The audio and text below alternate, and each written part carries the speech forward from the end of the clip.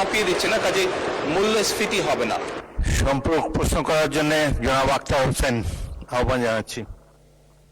আপনার মাধ্যমে মাননীয় প্রধানমন্ত্রীর থেকে জানতে চাই যে ফ্যামিলি কার্ড, কৃষক কার্ড, কৃষি কার্ড, হেলথ কার্ড যে ধরনের কর্মসূচিগুলো গ্রহণ করা হয়েছে তার ইতিবাচক কিছু দিক রয়েছে। জানার বিষয় হলো যে ঠিক কতজন ব্যক্তিকে বা পরিবারকে এই কার্ডগুলোর আওতায় নিয়ে আসা হবে, তাতে কতটুকু বাজেট বরাদ্দ করা হবে এবং সেই বাজেট বরাদ্দ সমন্বয় করতে গিয়ে মূল্যস্ফীতি, মুদ্রাস্ফীতির মতো পরিবেশ পরিস্থিতি তৈরি হওয়ার মতো পরিস্থিতি তৈরি হয়, সেটার ব্যাপারে সরকারের পরিকল্পনা কি? আপনার মাধ্যমে মাননীয় প্রধানমন্ত্রীর কাছে সে ব্যাপারে জানতে চাই। মাননীয় প্রধানমন্ত্রী।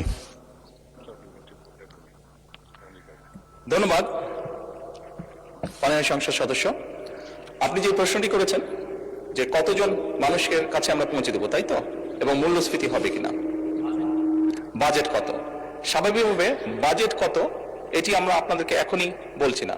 অর্থাৎ আমরা পর্যায়ক্রমিকভাবে জিনিসগুলোকে সামনে এগিয়ে নিয়ে যাব।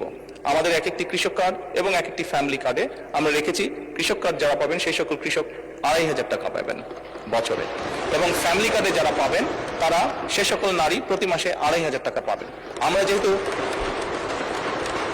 যেহেতু প্রতি মাসে এটিকে এক্সটেন্ড করতে থাকবো, অর্থাৎ অধিক সংখ্যক নারী কৃষক কার্ড পাবেন, অধিক সংখ্যক কৃষক কার্ড পাবেন। একবারে সবাইকে দিচ্ছে না, পৃথিবীর কোনো দেশের পক্ষে একবারে সেটি সম্ভব না করা।